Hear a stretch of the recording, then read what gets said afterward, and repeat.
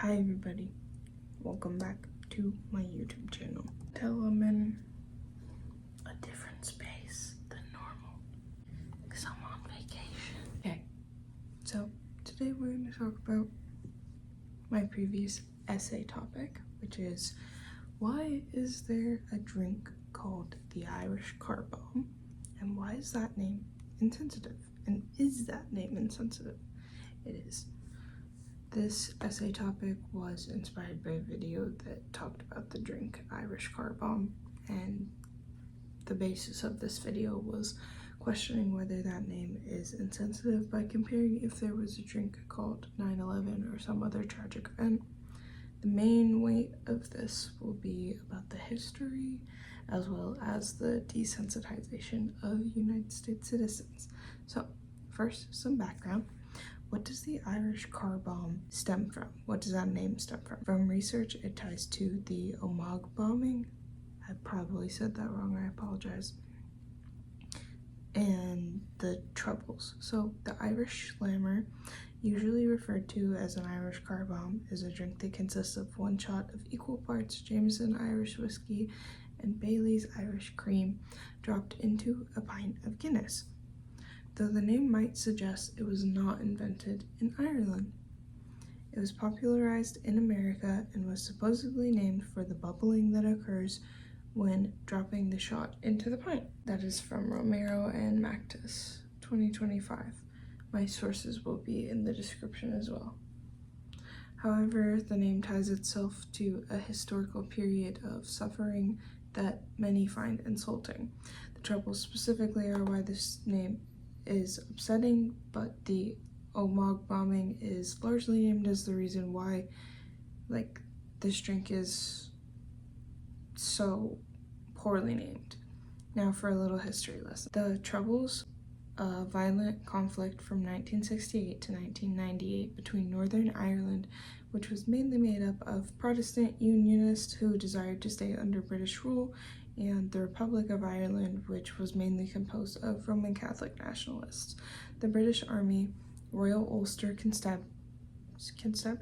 I probably said that wrong.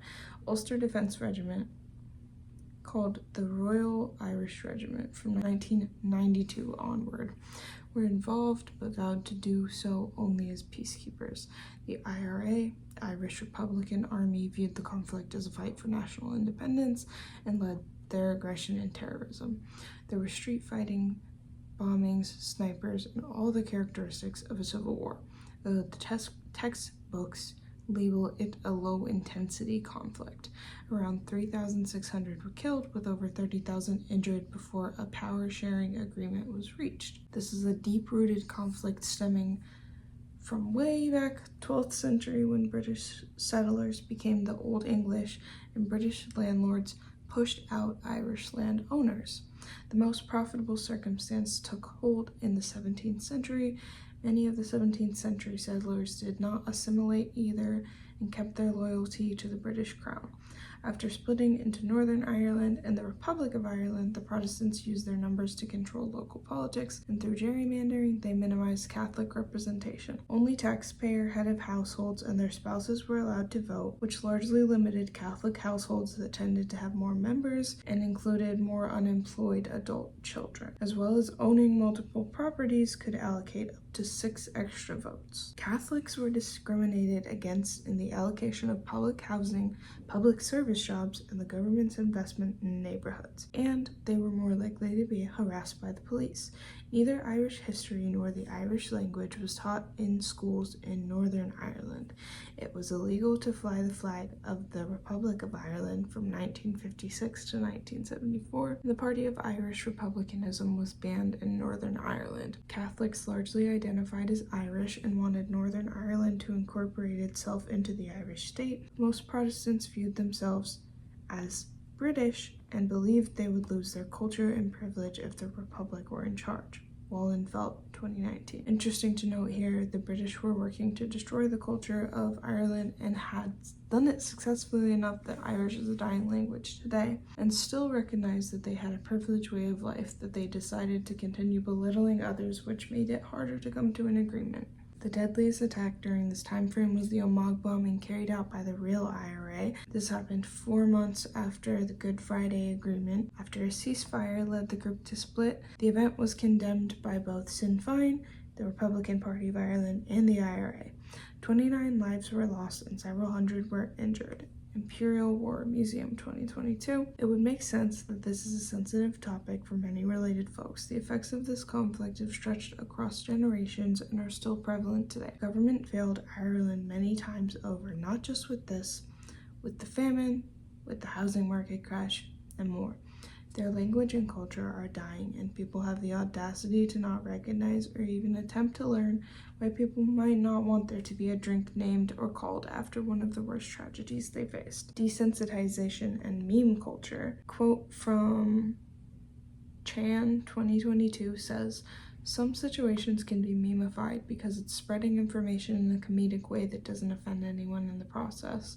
The issue appears when ignorant people decide to joke about something that appears thoughtless. There was a drink named for every tragic event, it would completely bring down the seriousness of people's grief," which is pretty much the entire reason why the ICB is insensitive. However, the focal point, which I have seen, seems to tie into why people in the United States, specifically younger generations, are so unaffected by tragedy. Why are most young people not offended by 9/11 jokes, and how did meme culture contribute to the desensitization of an entire generation? Most resources available are not current enough or nuanced enough to use as an end-all be-all source in connection to this topic. However, they do add valuable insight into how some people have viewed this situation, which is another piece of the puzzle in understanding the situation better. The main thing that seems to be an issue is that young people are already used to the world being on fire. Many young minds are damaged from overexposure. I saw a man accidentally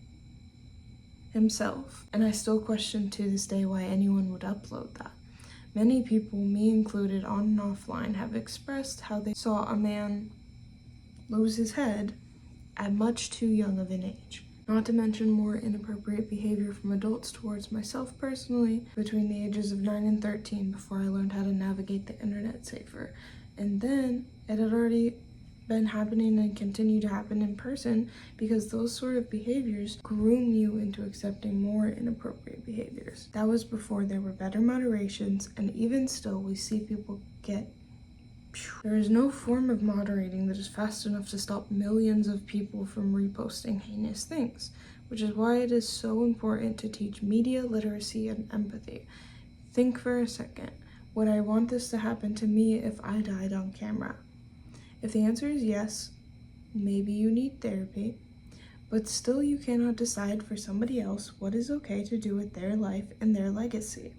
Unfortunately, most of the time, leaving things alone is the best answer. And honestly, I understand how developing empathy can be confusing and tricky at first. I dealt with a narcissistic parent and emotionally absent parent for my first 16 years of life, roughly. My focus was simply surviving and my siblings' survival. My dad did his best back then, but he was ultimately a victim of my mother's as well. Things are better now, which gave me more time to process, and I had to sit with my emotions. I had more time to read and learn other perspectives, and the first time I truly sat with empathy, it was crushing.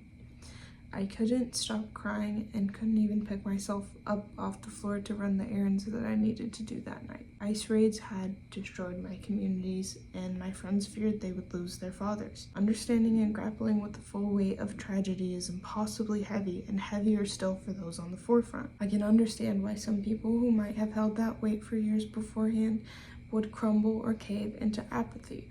Apathy is not the best option, but it hurts less for the time being. However, it ruins your mental health and your attitude and other such things in the long run. While empathy hurts at first, it opens so many doors for other kindnesses shared between people and communities. Even if the world were only full of good people, we would still get hurt sometimes.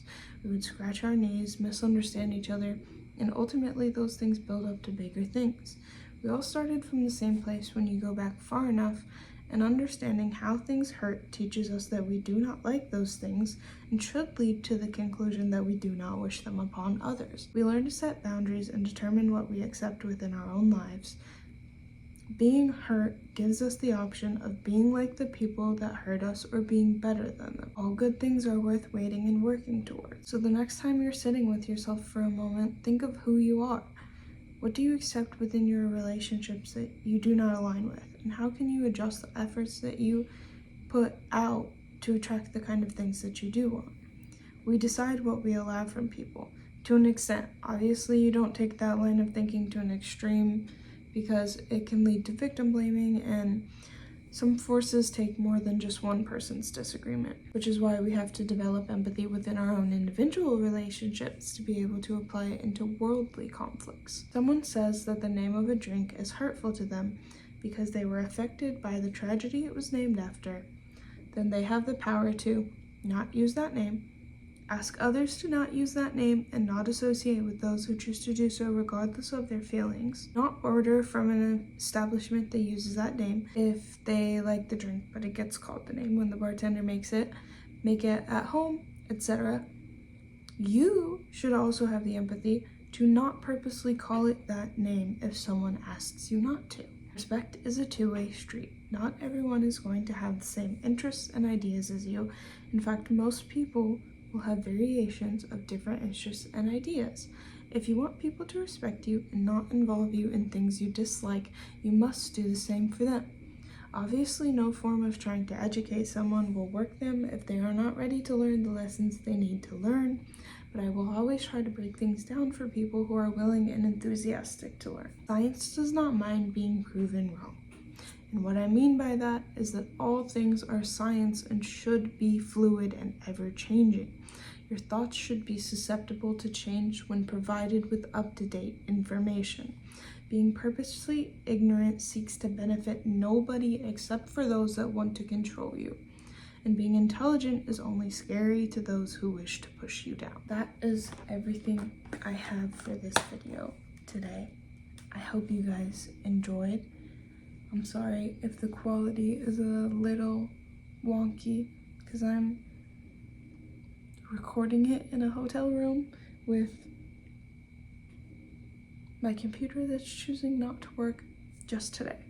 So thank you so much for being here and bearing with me, obviously, since you already did. I hope you have an amazing rest of your week, and I will see you guys in the next video.